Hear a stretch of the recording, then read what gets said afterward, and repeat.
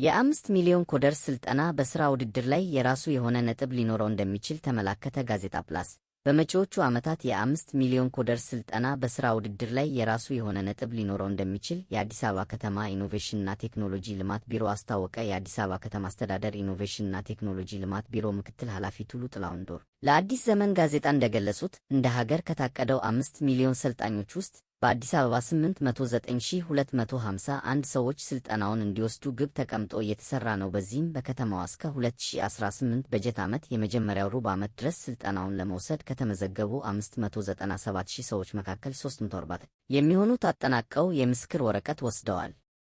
ዲጂታል ኢትዮጵያ 2030 ስትራቴጂን ለማሳካት ዜጎችን በቴክኖሎጂ ልዕቀት ብቁ ማድረግ እንደሚገባ የገለጹት ምክትል ኃላፊው በበጀት ዓመቱ የተያዘውን ዕቅድ ለማሳካት በሁለተኛ ደረጃ ትምህርት ቤቶች የቴክኖሎጂ መሠረተ ልማት መዘርጋቱን ጠቁመዋል። ስልጠናው በመንግሥት ሠራተኞች ላይ የአሰራር ቅልጥፍናና የቴክኖሎጂ ትውውቅ እንዲፈጠር እያገዘ መሆኑንና ጥሩ አፈጻጸም ላላቸው ተቋም እንደሚሰጥም አብራርተዋል። በመጪዎቹ ዓመታት ይህ ስልጠና በሥራ ቅጥር ውድድሮች ላይ የራሱ የሆነ ነጥብ ሊኖረው እንደሚችል የጠቆሙት ቱሉ ዶክተር አሁን ያለው ነፃ የትምህርት ዕድል ስለማይኖር ዜጎች የተመቻቸውን አጋጣሚ በአግባቡ ሊጠቀሙበት እንደሚገባ አሳስበዋል።